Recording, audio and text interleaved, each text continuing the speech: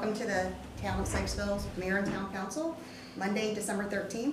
We call to order the meeting at 7 o'clock, and we're going to begin our meeting with a Pledge of Allegiance and a moment of silence. Pledge allegiance to the flag of the United States of America and to the republic for which it stands, one nation, under God, indivisible, with liberty and justice for all.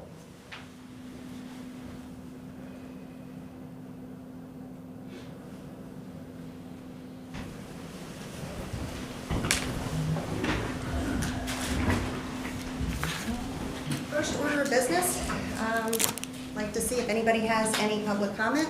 If this is being televised via Facebook and Zoom. YouTube, I'm sorry. So if there are any public comments, how are they going to?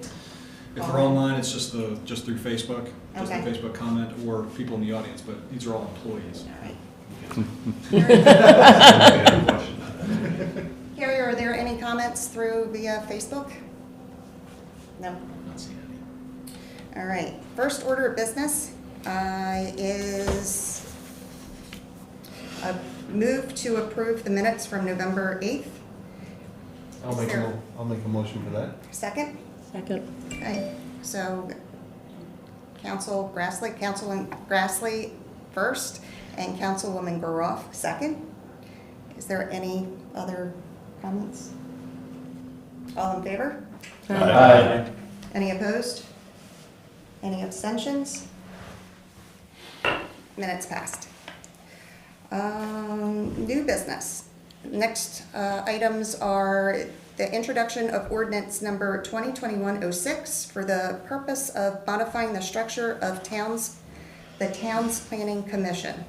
Joe, do you want to describe it? Yes, ma'am. So again, this is really just making a slight modification to the makeup of the planning commission. It allows, we've always had a council liaison on the planning commission. This would actually make that person a voting member of the planning commission. It doesn't increase the size of the planning commission. It's still a 7-member board, but the council liaison will now have an official vote. And then it also does add a provision to allow for an alternate member to be appointed to the planning commission. What this does is it allows either a person who lives in town or potentially doesn't live in town to participate in all planning commission discussion, but only vote if there's a member of the planning commission that's either absent or has to abstain. One of the main reasons why we're adding this provision, again, since it is allowed in state code this way, but since we've had some turnover on planning commission and we know there's going to be, let's just say, maybe several matters coming before the planning commission that are of high importance for the town, we want to make sure that we can have people on there that have at least some of that history that can continue to participate in the planning commission. So those are the two main changes that we're asking the council to consider tonight. All right. Anybody have any questions? Yeah, just a question. We've talked about this, Joe, but for the sake of public knowing, if the liaison, which currently I'm Jeremiah Schofield, I am the liaison to the planning commission. Are there any preclusions or for me to be able to vote in this body if I vote at the planning commission? As far as I know, because the state code does specifically allow a member of the planning or the town council to serve on the planning commission as well, it's basically a dual role. So there will be no limitations on whether or not you can vote on a matter in front of the planning commission and then also in front of council, because again, those are the responsibilities of that member. Thank you. Sure. And was the impetus for this change due to what's coming up and a little bit of a turnover, or was there a deficiency in the way we were running it? It is a little bit about what's coming up, but it's also about just because there has been turnover on the planning commission, and let's just say sometimes it's been harder to find volunteers to serve on that board. It is an important board. It's probably the most time consuming of all the volunteer positions that we have. Okay. Any other comments, questions? Is there a motion to introduce ordinance number 2021-06? I'll make a motion to introduce ordinance 2026. Second. So Councilman Schofield introduced it, or first, and Councilman Dyer, thank you. I know everybody by their first names. All in favor? Aye. Any opposed? Any abstentions? So motion is introduced. Next is to discuss the act of the 2022 meeting and holiday schedule. Has everybody had a chance to look it over? It's pretty the same. Council meetings, January, February, March, April, May are 2 meetings a month, and June, July, August is 1 meeting, September, October, November, 2 meetings, and December is 1 meeting, as per our usual. And then the paid holidays, I do believe that we've introduced a couple additional days. Well, there is the Juneteenth holiday, which was just recognized this year as a federal holiday, so we did add that to our list of approved holidays. Okay.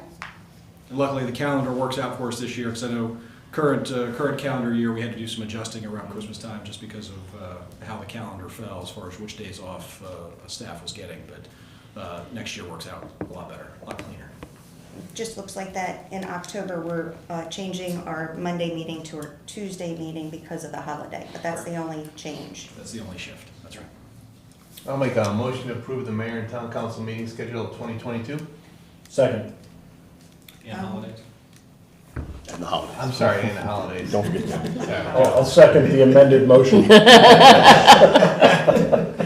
Councilman Grassley introduced, or not introduced it, you firsted it.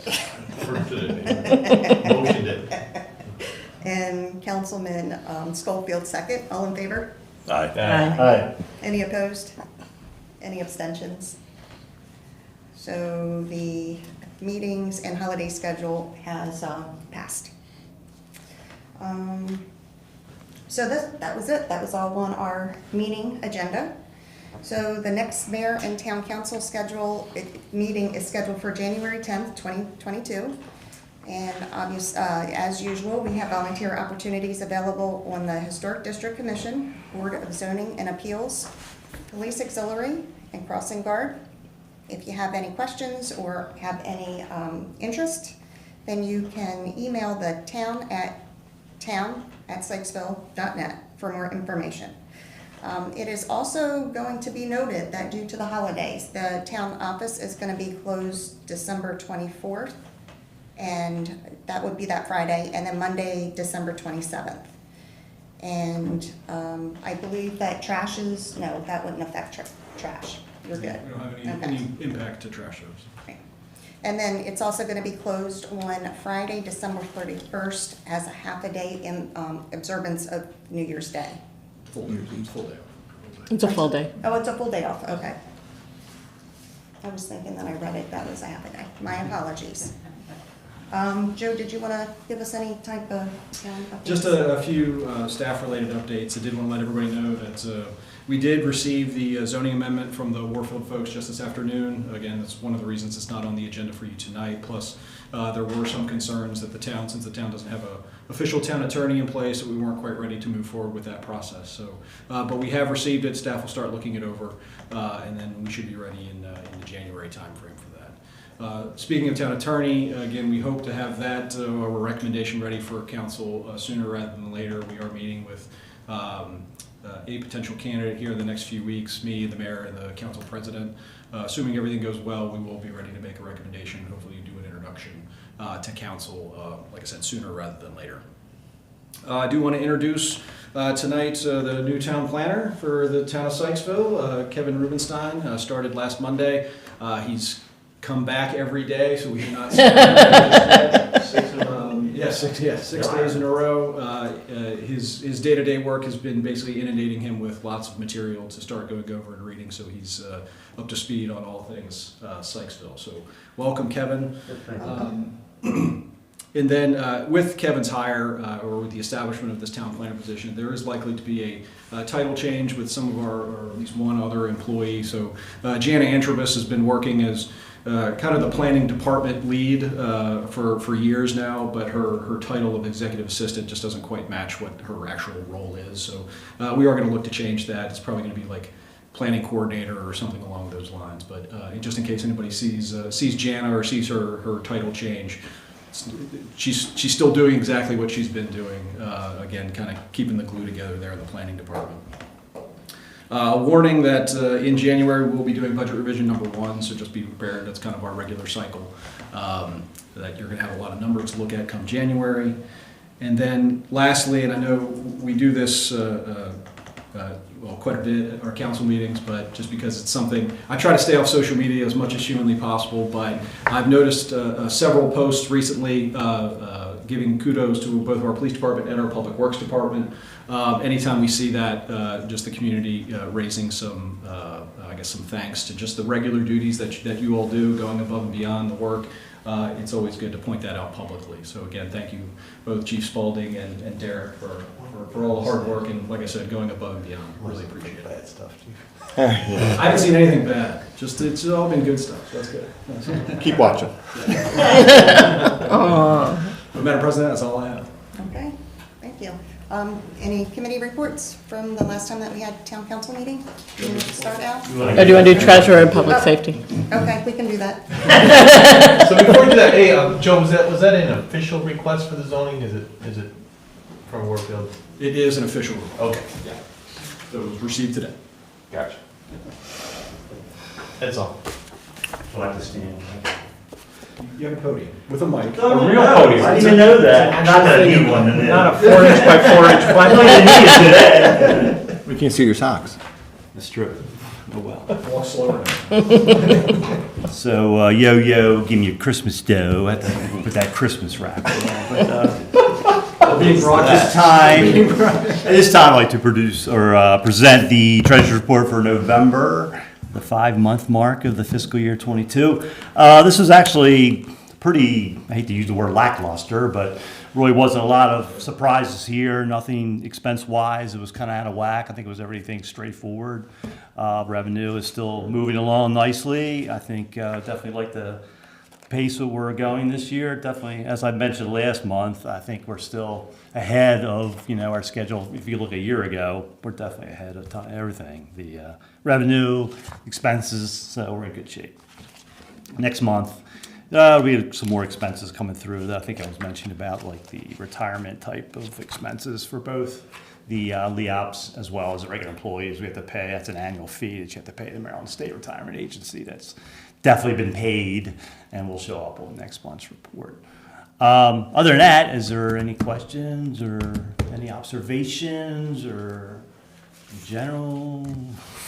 Make you a general observation. I like it when a report is boring. That means we're not on fire somewhere. Yes, yes. I mean, and just to always let you know, the balance sheet, I always reconcile all the bank accounts. They're all in good shape, We're even making good money on our American Rescue Plan Act. Monies are just sitting there. We made like $800 this month with interest, so rolling along there. It's awesome.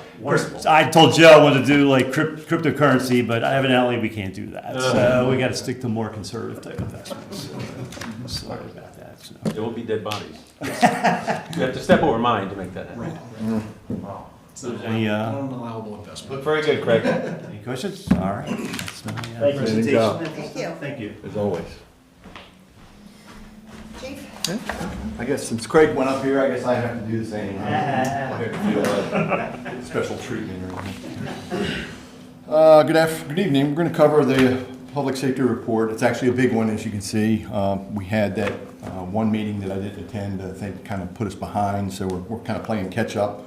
So it's actually covering November 1st through December 6th. As you can see, a lot of incidents, 813 total.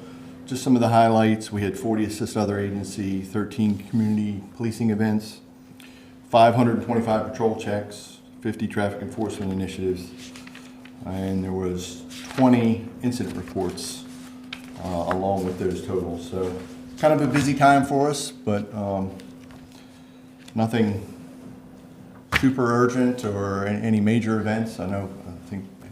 Yeah, I was wondering if Wesley you had a question about I know that would catch your attention, the one incident where two of our officers were Assault, Assaulted with a vehicle? but they were very minor, if any, injuries. Basically what happened was, it was actually the evening of the craft beer festival. They got a call for a motor vehicle accident over at Raincliff. Both Sergeant Kilgore and Officer Schlereth responded. Turns out it was just a very minor vehicle collision involving one of the residents who was loading some things into the back of his vehicle and had left his door open while he was doing so, and somebody had run into the open door. But while conducting the investigation, the female driver of the car that struck the open door became quite uncooperative to the point where she decided she was going to leave. So she proceeded to put her car into reverse. That's when she backed up into Sergeant Kilgore. Again, we're talking very slow speed, so no major injuries.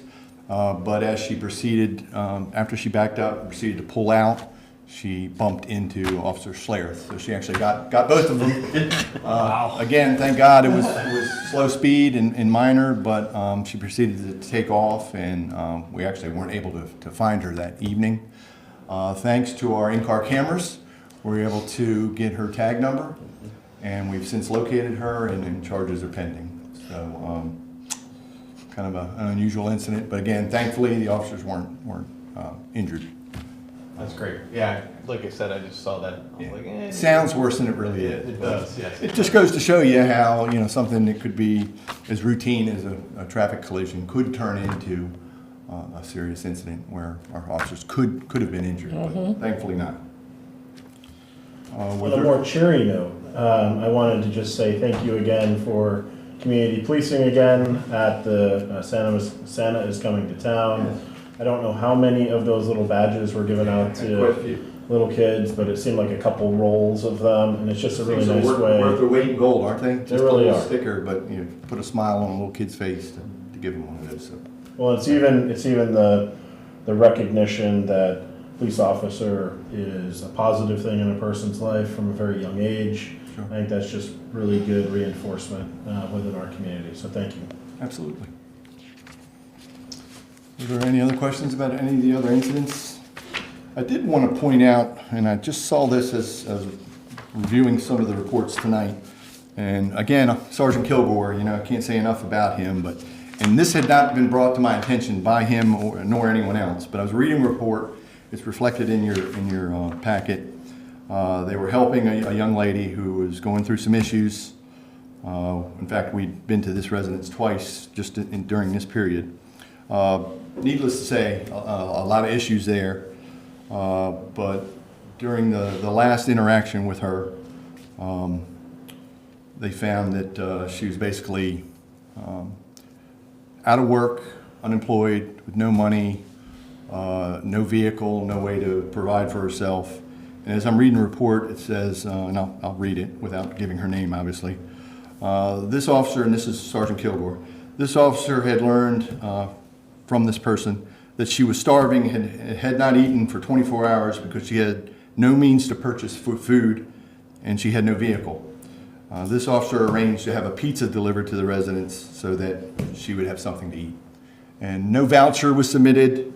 It just goes to show you the types of acts that these officers perform on a really routine basis, where taking money out of their own pocket to help somebody who's in need. And especially during the holiday times, I thought it was very appropriate and very nice and worthy of recognition on Sergeant Kilgore's part. Absolutely. Just wanted to point that out.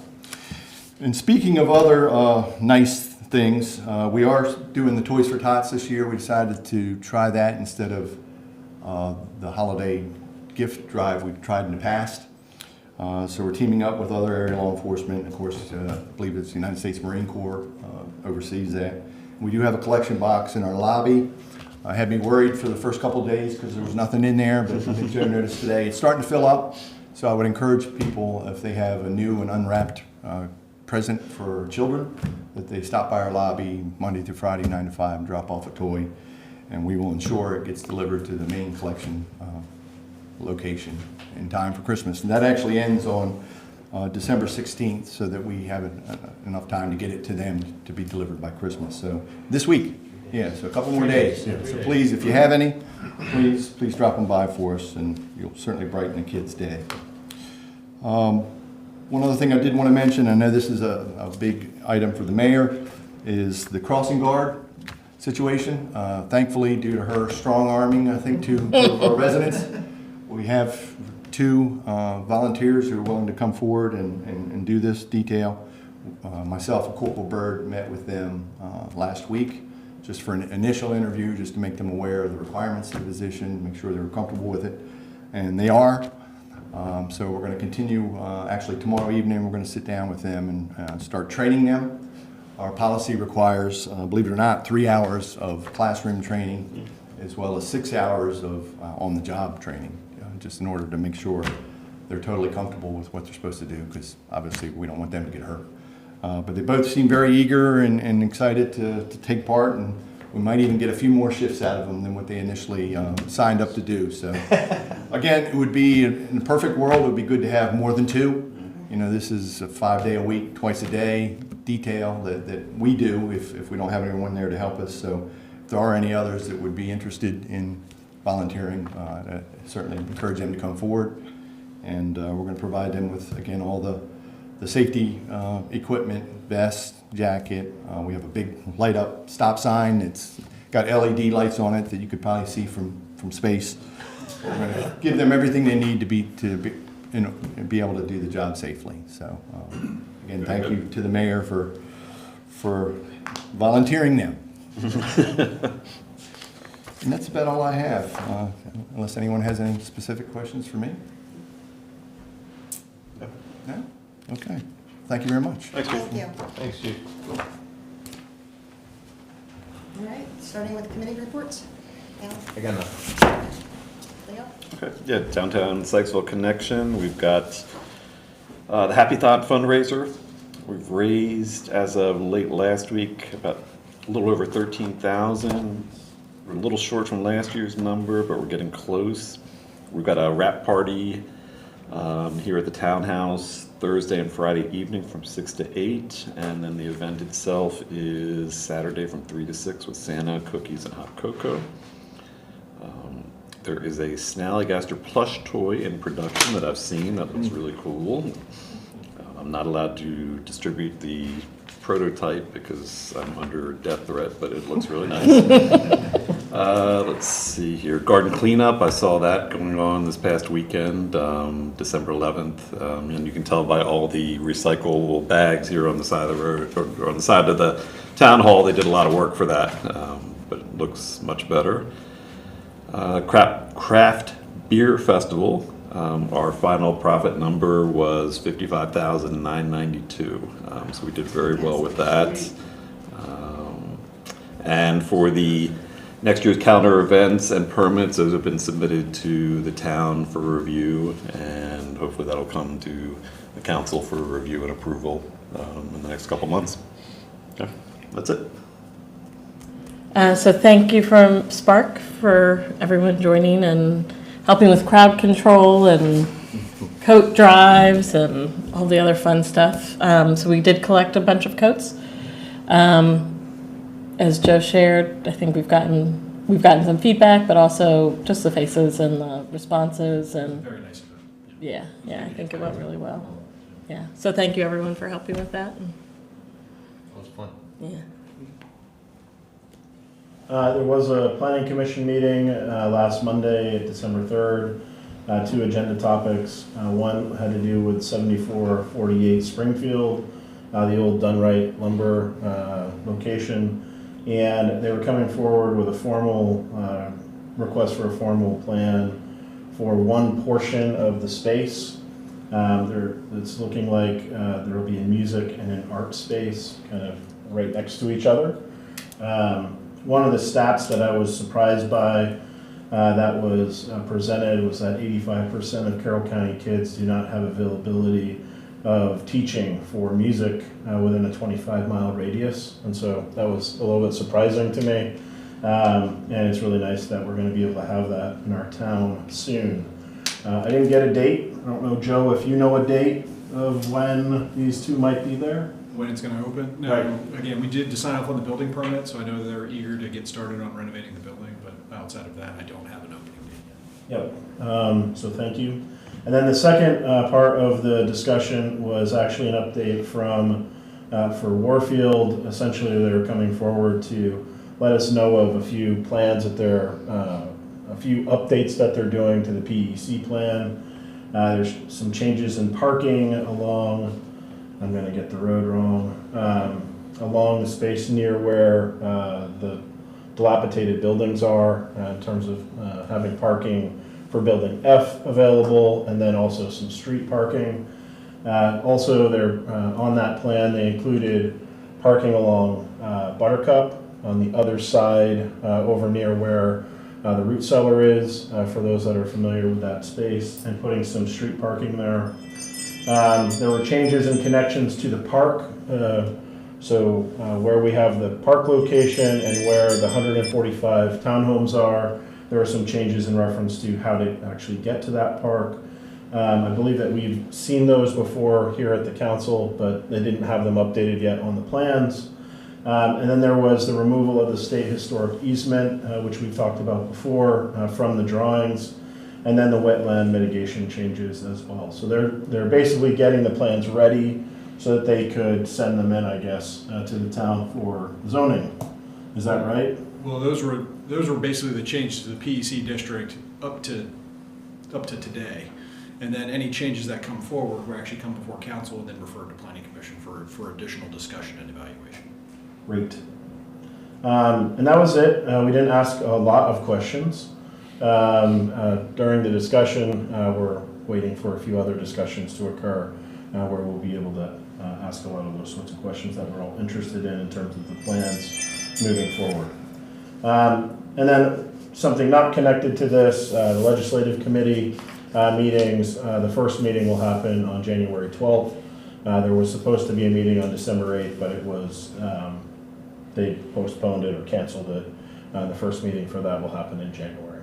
So I'll report back once those meetings start happening about what the progress is. That's it. Thank you. Okay.